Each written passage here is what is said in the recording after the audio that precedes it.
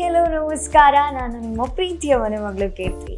S, ಸುತ್ತಮುತ್ತ ಹೇಗಿದೆ ಅಂತ ಹೇಳಿದ್ರೆ ನನಗೆ ಪ್ಯಾಲೇಸಲ್ಲಿ ನಿಂತಷ್ಟು ಖುಷಿಯಾದ ಫೀಲಿಂಗ್ ಬರ್ತಾ ಇದೆ. ಸೊ ಫ್ಯಾಷನ್ ವರ್ಲ್ಡ್ ಕಾರ್ಯಕ್ರಮದಲ್ಲಿ ನಾವಿವತ್ತಿದ್ದೇವೆ. ಫ್ಯಾಷನ್ ವರ್ಲ್ಡ್ ಕಾರ್ಯಕ್ರಮಕ್ಕೆ ಸ್ವಾಗತ. ಫ್ಯಾಷನ್ ಅಂತ ಹೇಳಿದ್ರೆ ಏನು ಅಂತ ಹೇಳಿದ್ರೆ ನಮ್ಮ ಒಳಗಿರುವಂತಹ ಸೌಂದರ್ಯ, ಮನಸ್ಸು ಏನಿದೆ ಅದು ತುಂಬ ಚೆನ್ನಾಗಿದ್ರೆ ನಾವು ಹೊರಗಡೆ ಕೂಡ ಅಷ್ಟೇ ಚೆನ್ನಾಗಿ ಕಾಣ್ತೀವಂತೆ. ಹಾಗಂತ ಮೇಕಪ್ ಮಾಡೋದೇನು ಬಿಡಲ್ಲ ಅಲ್ವಾ? ಪಾರ್ಲರ್ಗೆ ಹೋಗ್ತಾನೆ ಇರ್ತೀವಿ, ಹೋಗಲೇಬೇಕು, ಅವ್ರಿಗೂ ಬಿಸ್ನೆಸ್ ಆಗಬೇಕು ತಾನೆ. ಸೊ ಪಾರ್ಲರ್ಗೆ ಹೋಗ್ತಾ ಹೋಗ್ತಾ ನಾವು ಯಾವ ಚಾಯ್ಸ್ ಬೆಸ್ಟ್ ಅಂತ ಯೋಚನೆ ಮಾಡುವಾಗ ಫಸ್ಟ್ ಆಫ್ ಆಲ್ ನಮ್ಮ ಮುಖಕ್ಕೆ ಹಾಕೋ ಮೇಕಪ್ ಕಿಟ್ಸ್ ಇರ್ಬೋದು, ಅಥವಾ ನಾವು ಯೂಸ್ ಮಾಡುವಂತಹ ಯಾವುದೇ ಒಂದು ಕ್ರೀಮ್ಸ್ ಇರ್ಬೋದು, ಎಲ್ಲವೂ ಬ್ರ್ಯಾಂಡೆಡ್ ಆಗಿರಬೇಕು, ಚೆನ್ನಾಗಿರಬೇಕು ಅಂತ ಎಕ್ಸ್ಪೆಕ್ಟ್ ಮಾಡ್ತೇವೆ. ಯಾಕಂತ ಹೇಳಿದರೆ ನಮಗೆ ನಮ್ಮ ಸೌಂದರ್ಯಕ್ಕೆ ಕ್ವಾಲಿಟಿ ಇಂಪಾರ್ಟೆಂಟ್ ಆಗುತ್ತೆ. ಸೊ ತುಂಬ ಕ್ವಾಲಿಟಿ ಇರುವಂಥ ಪಾರ್ಲರ್ಗೆ ನಾವಿವತ್ತು ಬಂದಿದ್ದೇವೆ. ರೋಹಿಣೀಸ್ ಆರಾ ಸಲೂನ್ಗೆ ನಾವಿವತ್ತು ಬಂದಿದ್ದೇವೆ. ಆರಾ ಅಂತ ಹೇಳಿದರೆ ಏನು ಅಂತ ನಾನು ಅವ್ರ ಹತ್ರ ಕೇಳಿದೆ. ಅವಾಗ ಅವ್ರು ಹೇಳಿದ್ರು ಇಂಟರ್ನಲ್ ಗುಡ್ನೆಸ್ ಅಂತ. ಸೊ ನಮ್ಮ ಒಳಗಿರುವಂಥ ಸೌಂದರ್ಯವನ್ನು ಅವರು ಹೊರಗಡೆ ತೋರಿಸ್ತಾರೆ.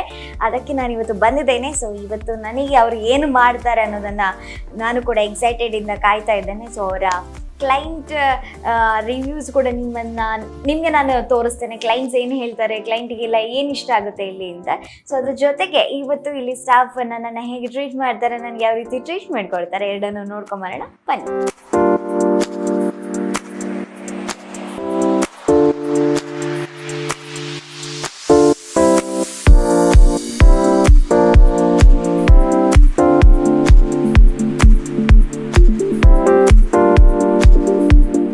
ಸೊ ನಾನು ಇವತ್ತು ಹೇರ್ ಸ್ಪಾ ಮಾಡ್ಕೊಳ್ತಾ ಇದ್ದೇನೆ. ಸೊ ನಾನು ಎಕ್ಸೈಟೆಡ್ ಆಗಿದ್ದೇನೆ.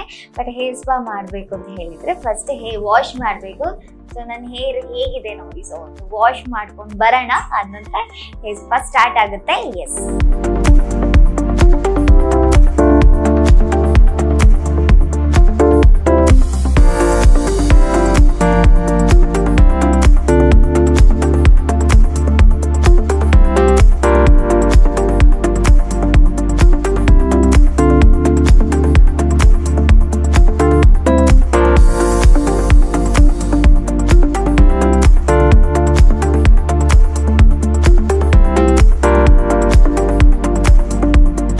ಎಲ್ಲ ಸ್ಟೆರಿಲೈಸ್ ಆಗಿರ್ತದೆ ಮ್ಯಾಮ್. ಓಕೆ.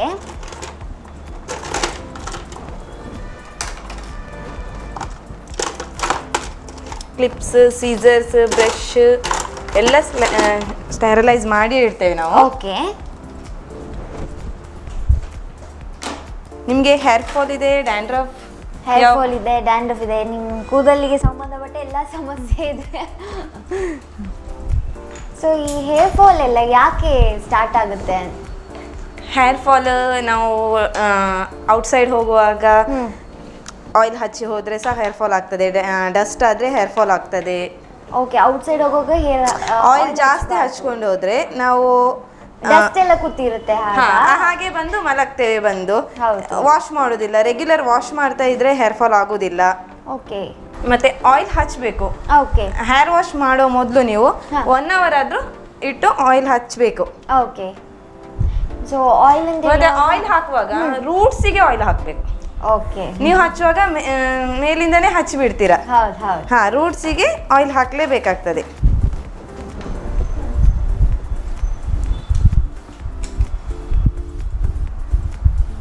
ಫುಡ್ಡಲ್ಲಿ ಸಹ ವೆಜಿಟೇಬಲ್ ತಿನ್ನಬೇಕು. ಓಹೋ, ಅದು ಮಾಡಲ್ಲ.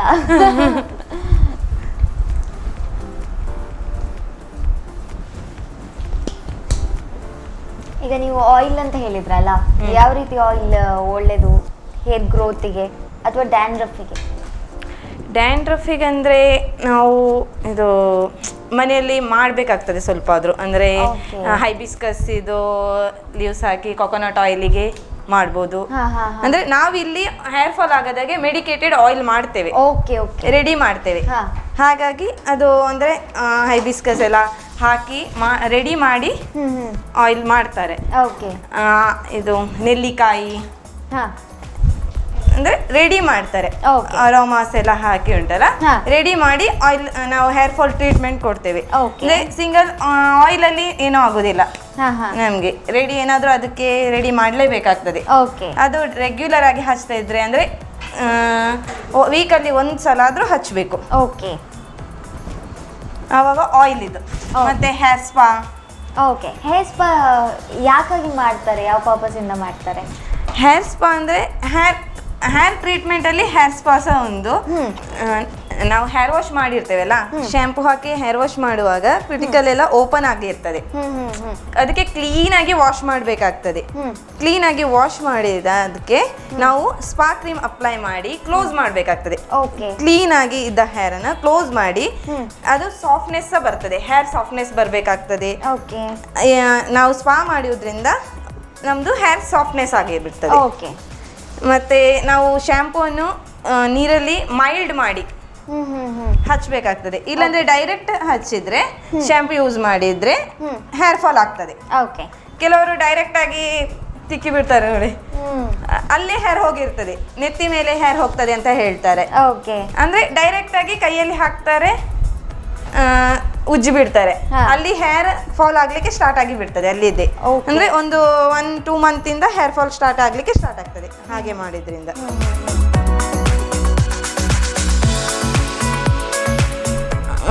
ಶಾಂಪೂನ ಸಲ್ಫೇಟ್ ಫ್ರೀ ಶಾಂಪೂ ಯೂಸ್ ಮಾಡಬೇಕು ಯಾವಾಗಲೂ. ಅಂದ್ರೆ ಸ್ಟ್ರಾಂಗ್ ಶಾಂಪೂ ಯೂಸ್ ಮಾಡಬಾರ್ದು.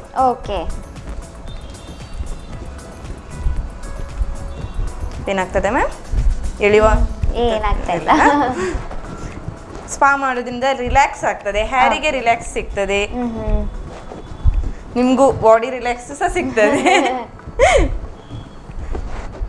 ಸೊ ನಿಮಗೆ ಎಲ್ಲಿಂದೆಲ್ಲ ಕ್ಲೈಂಟ್ಸ್ ಬರ್ತಾರೆ ಈ ಒಂದು ಭಾಗದಲ್ಲಿ?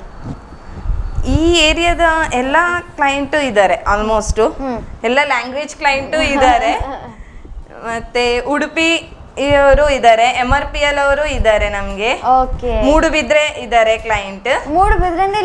ಮೂಡುಬಿದ್ರೆಯಿಂದ ಬರುವವರು ಇದ್ದಾರೆ ಕ್ಲೈಂಟ್. ಮತ್ತೆ ಬಾಂಬೆ ಅವರು ಇದ್ದಾರೆ, ಮೀನ್ಸ್ ಒಂದ್ಸಲ ಬಂದು ನೆಕ್ಸ್ಟ್ ಅವ್ರು ಬರೋಕ್ಕಿಂತ ಮುಂಚೆ ಅಪಾಯಿಂಟ್ಮೆಂಟ್ ತಗೊಂಡೇ ಬರುವವರು ಇದ್ದಾರೆ. ನೀವು ಕಲರ್ ಮಾಡಿದಿರಲ್ಲ ಹೇರ್, ಕಲರ್ ಮಾಡಿದ ಹೇರ್ ಡಸ್ಟ್ ಇಂದ ಎಲ್ಲ ರಫ್ ಆಗ್ಲಿಕ್ಕೆ ಸ್ಟಾರ್ಟ್ ಆಗ್ತದೆ, ಹಾಗಾಗಿ ಸ್ಪಾ ಮಾಡಿಸ್ತಾ ಇರ್ಬೇಕು. ಅವಾಗ ಸಾಫ್ಟ್ನೆಸ್ ಆಗಿ ಇರ್ತದೆ. ಹೇರ್ ಕಲರ್ ಮಾಡಿದ ತಕ್ಷಣ ಯಾಕೆ ಹೇರ್ ರಫ್ ಆಗುತ್ತೆ? ಹೇರ್ ಕಲರ್ ಅಂದ್ರೆ ಕೆಮಿಕಲ್. ಕೆಮಿಕಲ್ ಹಾಕಿದ್ಮೇಲೆ ಅಂದ್ರೆ ಅದು ಸ್ವಲ್ಪ ರಫ್ ಆಗಿ ಬರ್ತದೆ. ಅದಕ್ಕೆ ನಾವು ಹೇರ್ ಸ್ಪಾ ಮಾಡಿ ಕ್ಲೋಸ್ ಮಾಡಬೇಕು. ಆ ಥರ ಹೇರ್ ಅನ್ನು ನಾವು ಶಾಂಪೂ ಹಾಕಿದ್ಮೇಲೆ ಕಂಡೀಷನರ್ ಮಾಡುವುದು ಅದಕ್ಕೆ ಕ್ಲೋಸ್ ಮಾಡ್ಲಿಕ್ಕೆ. ಶಾಂಪೂ ಹಾಕಿದ ತಕ್ಷಣ ಓಪನ್ ಆಗ್ತದೆ, ಅದಕ್ಕೆ ಕಂಡೀಷನರ್ ಮಾಡಿ ಕ್ಲೋಸ್ ಮಾಡಿ ಆವಾಗ ನಾವು ಮೇಂಟೈನ್ ಮಾಡಿದಾಗ ಇರ್ತದೆ. ಹೇರ್ ಮೇಂಟೈನ್ ಮಾಡೋದು ಅಂತ ಹೇಳ್ತೇವಲ್ಲ. ಸೊ ಈಗ ಹೇರ್ ಟ್ರೀಟ್ಮೆಂಟ್ ಯಾವುದೋ ತೊಗೊಂಡ್ರೆ, ಈಗ ಸ್ಮೂತಿಂಗ್ ಮಾಡಿಸಿದ್ರೆ, ಸ್ಟ್ರೈಟ್ನಿಂಗ್ ಮಾಡಿಸಿದ್ರೆ ಹೇರ್ ಫಾಲ್ ಆಗುತ್ತೆ ಅಂತ ಒಂದು ಭಯ ಇರುತ್ತೆ. ಪಾರ್ಲರ್ಗೆ ಹೋದ ತಕ್ಷಣ ಹೇರ್ ಫಾಲ್ ಸ್ಟಾರ್ಟ್ ಆದರೆ ಏನಾದರೂ ಟ್ರೀಟ್ಮೆಂಟ್ ತೊಗೊಂಡ್ರೆ ಅಂತ. ಸೊ ನೀವೇನು ಹೇಳ್ತೀರಾ? ಸ್ಮೂತ್ನಿಂಗ್ ಸ್ಟ್ರೈಟ್ನಿಂಗ್ ಇದೆ ಹೇರ್ ಫಾಲ್ ಆಗೋದಿಲ್ಲ. ನಾವು ಅಂದರೆ ಕ್ರೀಮ್ ಅಪ್ಲೈ ಮಾಡೋದ್ರಲ್ಲಿ ಇರ್ತದೆ.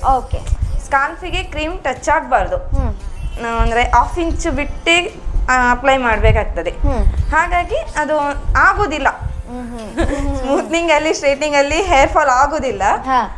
ಮತ್ತೆ ಅಂದ್ರೆ ಆಗೋದಂದ್ರೆ ಆಲ್ರೆಡಿ ಕೆಲವರಿಗೆ ಹೇರ್ ಫಾಲ್ ಇದ್ದೇ ಇರ್ತದೆ ನೋಡಿ, ಅವರಿಗೆ ಅದು ರೆಗ್ಯುಲರ್ ಆಗಿ ಇರ್ತದೆ. ಸ್ಮೂತ್ನಿಂಗ್ ಮಾಡಿ ಹೇರ್ ಫಾಲ್ ಆಗುದಂತ ಅಲ್ಲ, ಆಲ್ರೆಡಿ ಇರ್ತದೆ ಹೇರ್ ಫಾಲ್ ಇದ್ದವರು. ಮತ್ತೆ ಸ್ಮೂತ್ನಿಂಗ್ ಅದು ಕೆಮಿಕಲ್ ಅಂತಾನೆ ಹಾಕೋದು. ಆದ್ಮೇಲೆ ಕ್ಯಾರೆಟಿನ್ ಮಾಡೋದಾ, ಸ್ಪಾ ಮಾಡ್ತಾ ಇರ್ಬೇಕು ಅಂತ ಹೇಳ್ತಾರೆ. ಅದಕ್ಕೋಸ್ಕರ ಹೇಳ್ತಾರೆ, ಅಂದ್ರೆ ಸ್ವಲ್ಪ ಆದ್ರೂ ಮೇಂಟೈನ್ ಮಾಡಿ ಅಂತ. ನಾವು ಹಾಗೆ ಆಯಿಲ್ ಹಾಕೋದಿಲ್ಲ ನೋಡಿ, ಸ್ಮೂತ್ನಿಂಗ್ ಮಾಡಿದ್ಮೇಲೆ ಆಯಿಲ್ ಹಾಕೋದಿಲ್ಲ, ಹಾಗೆ ಓಪನ್ ಹೇರ್ ಬಿಟ್ಟಿರ್ತೇವೆ. ಸ್ಟ್ರೈಟ್ನಿಂಗ್ ಮಾಡಿದ್ಮೇಲೆ ಓಪನ್ ಇರ್ತದೆ ಹೇರ್. ಹಾಗಾಗಿ ಸ್ವಲ್ಪ ಆದ್ರೂ ಅದನ್ನು ಮೇಂಟೈನ್ ಮಾಡಬೇಕಾಗ್ತದೆ. ಮೇಂಟೈನ್ ಮಾಡದಿದ್ರೆ ಹೇಗಿದ್ದ ಹೇರ್ ಸ್ಮೂತ್ನಿಂಗ್ ಮಾಡಿ ಸ್ಮೂತ್ನಿಂಗ್ ಮಾಡದಿದ್ದ ಹೇರ್ ಸಹ ಹೇರ್ ಫಾಲ್ ಆಗ್ತದೆ.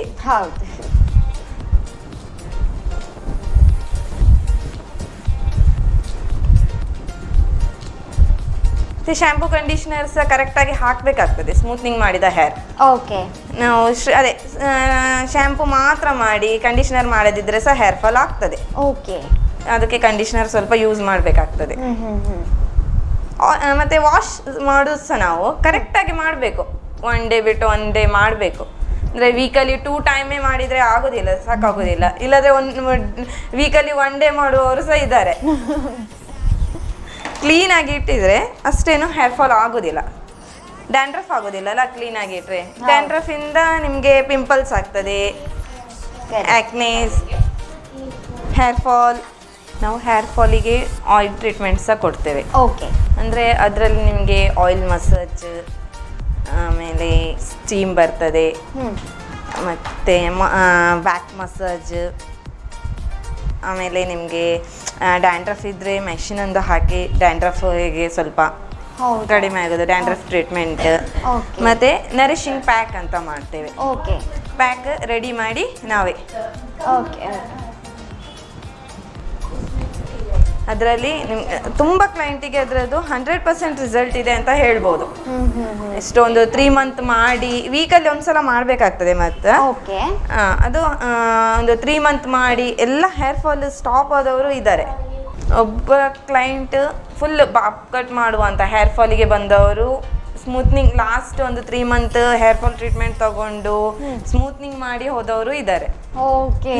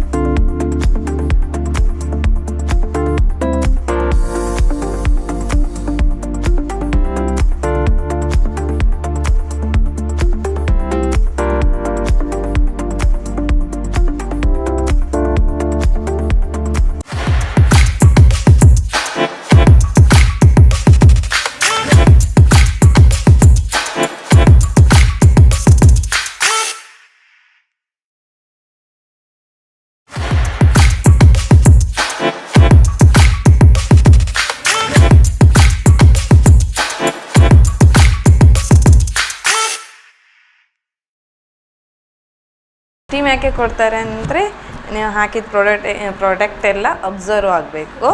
ಅಂದರೆ ನಿಮಗೆ 15 ಡೇಸಿಗಿಂತ 1 ಮಂತ್ ರಿಸಲ್ಟ್ ಬರಬೇಕು. ಅದು ರಿಸಲ್ಟ್ ಬರಬೇಕು. ಮತ್ತು ಸ್ಟೀಮು ಹೇರ್ ಫಾಲ್ ಇದ್ದವರಿಗೆ 10 to 12 ಮಿನಿಟ್ಸ್ ಕೊಡ್ತಾರೆ.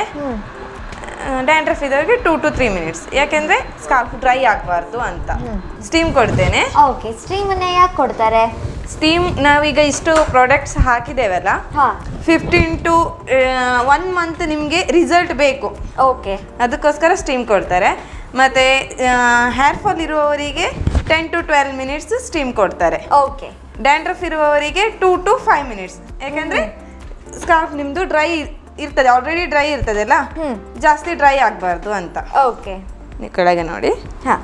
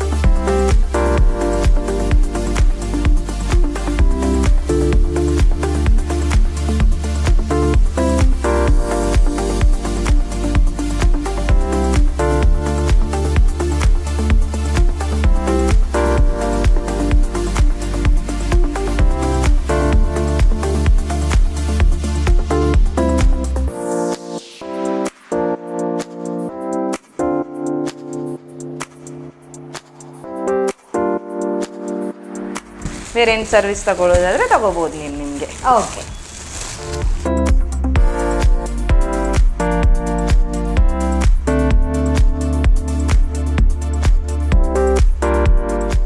ಹೋಗೋ ಮ್ಯಾಮ್, ವಾಶ್ ಮಾಡುವ. 20 ಮಿನಿಟ್ಸ್ ಆಯಿತು. ಎಸ್ ನಂದು ಹೇರ್ ವಾಶ್ ಆಗಿ ಬಂದಿದೆ ನಾನೀಗ. ಸೊ ಎಲ್ಲ ಆಯ್ತಲ್ಲ ಮ್ಯಾಮ್ ಇವತ್ತು? ಹಾಂ, ಇನ್ನು ಡ್ರೈ ಮಾಡಿದರೆ ಆಯಿತು. ವಾಶ್ ಮಾಡುವಾಗ ನಾವು 80% ವಾಶ್ ಮಾಡ್ತೇವೆ. Okay. Spa wash. Okay.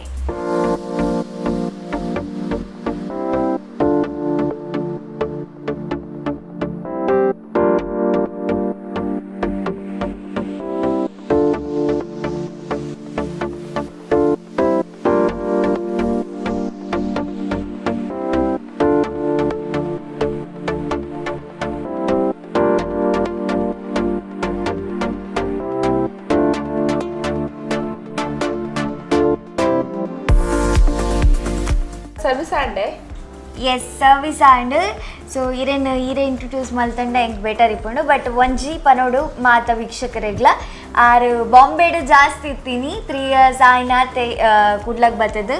So Tulu ಮಾತ್ರ ಕರೆಕ್ಟ್ ಪಾತಿರ್ಬೇರು ಅವಳ ಒಂತೆ ಬಾತಿರ್ಬೇರು ಕನ್ನಡರಿಗೂ ಅದು ಕ್ಲಿಯರ್ ಅದು ಬರ್ಪುಜಿ. ಸೊ ಆರು ದಾದ ಪನ್ಪೆರೆ ತುಳುಟು ಪನ್ಪೆರೆ ಮೋಕೆಡ ನಮ್ಮಲ್ಲ ಕಿತ್ತವನೋಡು ಅರ್ಥ ಮಲ್ತವನೋಡು. ಎಸ್ ಮ್ಯಾಮ್ ಬಲ್ಲೆ ಇರಗಿ ಸರ್ವಿಸ್ ಇಷ್ಟ ಮಸ್ತ್ ಖುಷಿ ಆಂಡ್ ಅವರ ಸಲೂನ್ ನ ಸರ್ವಿಸ್ ಇರಗಿ ಇಷ್ಟ ಮಸ್ತ್ ಇಷ್ಟ ಸೊ ಸ್ಯಾಟಿಸ್ಫೈಡ್. Fully satisfied. ఇంకా క్లయింట్ ఇష్ట ఇంబేర్ స్టాఫ్ ఇష్ట అట్లా ತಂಪವೆ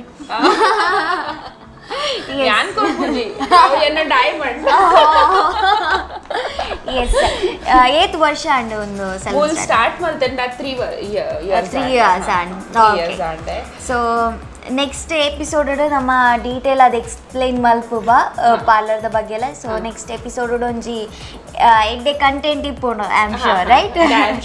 ಎಸ್ ಸೊ ಎಂಕ್ಲ ಮಸ್ತ್ ಖುಷಿ ಅನ್ಸ ಮಸ್ತ್ ಖುಷಿ ಥ್ಯಾಂಕ್ ಯು. ಅದು ಮೋಕೆಟ್ ತುಳು ಪಾತಿರೊಂದಿಲ್ಲ ಇರತ್ತೆ ಖುಷಿ ಆಗ್ತದೆ ತುಳುಕೇನ ಇರತ್ತೆ. Yes thank you so much ma'am. Thank you. ನನ್ನ ಹೆಸರು ಯಜ್ಞ ಅಂತ. ನಾನಿಲ್ಲಿ 3 ವರ್ಷದಿಂದ ಬರ್ತಾ ಇದ್ದೇನೆ. ಇಲ್ಲಿ ನಾನು waxing, facial, air colouring, sari draping ಎಲ್ಲ ಸರ್ವಿಸ್ ತಗೊಂಡಿದ್ದೇನೆ. ಸೊ ಮುಂಚೆ ನಂದು ಸ್ಕಿನ್ನಲ್ಲಿ ಲೈಕ್ ಫೇಶಿಯಲ್ಸ್ ಎಲ್ಲ ಅವರು ನಿಮ್ಮ ಸ್ಕಿನ್ ನೋಡಿ ಅದಕ್ಕೆ ಬೇಕಾದಾಗೆ ಕೊಡ್ತಾರೆ, ರೆಕಮೆಂಡ್ ಮಾಡಿ ಎಲ್ಲ ಯಾವುದು ಬೇಕು, ಹೇಗೆ ಮಾಡಬೇಕು, ಮತ್ತು ಎಷ್ಟು ಟರ್ಮ್ ತನಕ ಅದು ಮಾಡ್ತಾಯಿದ್ರೆ ರಿಸಲ್ಟ್ಸ್ ಎಂತ ಎಲ್ಲ ಬರ್ತದೆ ಅದೆಲ್ಲ ರೆಕಮೆಂಡ್ ಮಾಡ್ತಾರೆ ಅವ್ರು ನಿಮಗೆ. ಮತ್ತು ಇಲ್ಲಿದು ಆ್ಯಂಬಿಯನ್ಸ್ ಎಲ್ಲ ಚೆನ್ನಾಗಿದೆ, ಇಲ್ಲಿ ಎಲ್ಲ ಫ್ರೆಂಡ್ಲಿ ಆಗಿದ್ದಾರೆ, ಸರ್ವಿಸಸ್ ಕೂಡ ತುಂಬ ಚೆನ್ನಾಗಿದೆ. ಮತ್ತು ಇಲ್ಲಿ ಹೈಜೀನ್ ನೋಡ್ಕೊಳ್ಳೋದಾದರೆ ಹೈಜೀನ್ ಕೂಡ ಒಳ್ಳೆಯದಿದೆ, ಕ್ಲೀನಿನೆಸ್ ಎಲ್ಲ ಇದೆ. ಮತ್ತು ಕಾಸ್ಟ್ ನೀವು ಇದು ಮಾಡೋದಾದರೆ ಕಂಪ್ಯಾರಿಟಿವ್ಲಿ ಬೇರೆಯವರಿಗಿಂತ ಇಲ್ಲಿ ನಾರ್ಮಲ್ ಬೇಸಿಕ್ ಕಾಸ್ಟಲ್ಲಿದೆ. ಸೊ ಇಲ್ಲಿ ನಿಮಗೆ ಹೈ ಕಾಸ್ಟ್ ಇದ್ದು ಇದು ಫೇಶಿಯಲ್ಸ್ ಅಥವಾ ಏನು ಬೇಕೋ ಅದು ಸಹ ಸಿಗ್ತದೆ, ಮತ್ತು ನಿಮ್ಮ ಬಜೆಟ್ ಫ್ರೆಂಡ್ಲಿ ಆಗಿ ಸಹ ಇದೆ. ಸೊ ಇಲ್ಲಿ ನಾನು ಬರುವವರಿಗೆಲ್ಲ ರೆಕಮೆಂಡ್ ಮಾಡ್ತೇನೆ, ಇಲ್ಲಿ ಬಂದು ಒಮ್ಮೆ ಟ್ರೈ ಮಾಡಿ ಹೋಗಿ ಅಂತ. लास्ट 2 years से मार्च 2020 से मैं यहाँ पे आ रही हूँ. एक दिन अचानक मुझे कोई फंक्शन में जाना था और मैं इस रोहिणी स्पा में आई. वो दिन है और आज का दिन है, मैं कंटिन्यूस आती हूँ. आज भी मैंने जैसे जो सर्विस ली उससे मैं फेशियल कराया, हेयर स्पा कराया, मैनिक्योर कराया, उससे मैं पूर्णतः सेटिस्फाई हूँ. और जो रोहिणी है उनका नॉलेज जो है इस फील्ड में बहुत अच्छा है. उनने बॉम्बे से काफ़ी सारे कोर्सेज़ किए हुए हैं और वो अपडेट भी लेते रहती हैं. और जो उनके साथ उनका सहयोग करती है सौजन्या, वो भी बहुत अच्छा काम करती हैं. दोनों का नेचर भी बहुत अच्छा है और सर्विस एक्सीलेंट है.